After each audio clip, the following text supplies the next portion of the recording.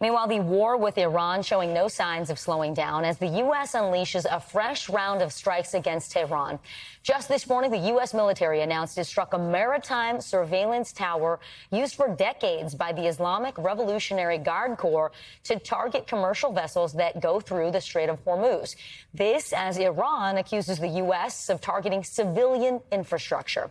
NBC News chief international correspondent Keir Simmons joins us now from Doha. Keir, what else have you learned about this latest round of attacks?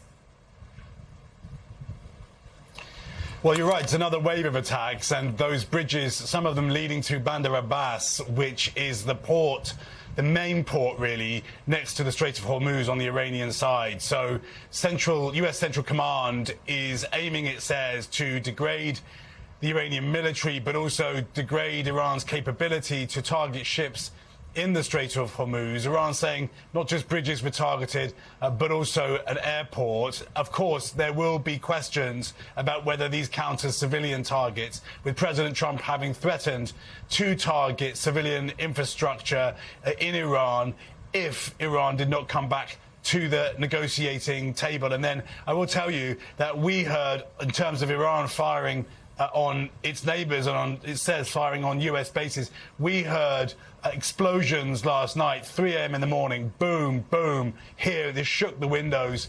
And the Qataris, we're in Doha in Qatar, the Qataris say that those were the sounds of them intercepting flying munitions from Iran, drones or missiles, and that some of the debris from one of those interceptions injured a child. We're also hearing over in Kuwait that a desalination plant which takes salt water from the sea and turns it into drinking water, and an energy plant, that it was set on fire by munitions from some sort of Iranian actor. And that, again, is going to raise these concerns that this escalation is clearly widening in terms of Iran's targets, with the places that it is targeting.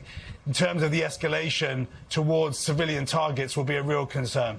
Yeah, a volatile situation for all the neighbors there. Keir, all of this as tensions over the strait appear to continue. What do we know about ships being able to pass through the Strait of Hormuz right now? Yeah, I mean, look, I could go down there and get a ship to the Strait of Hormuz, but it wouldn't be wise, and very, very few ships are doing it. And some are passing through, it seems, with their transponders turned off. But ultimately, it's a very dangerous place again. And of course, that has the impact on the world economy and on gas prices back there at home. Listen, again, and people are going to feel like this is Groundhog Day, but again, we're in this kind of game of economic chicken where the aim will be, I think, one of the aims from the US will be to try to sort of strangle the Iranian economy and force the Iranians to compromise. On the other hand, of course, again, there are these risks to the world economy, not least in terms of inflation. Economic chicken, that's a good way to put it. Keir Simmons, thank you so much for your live reporting.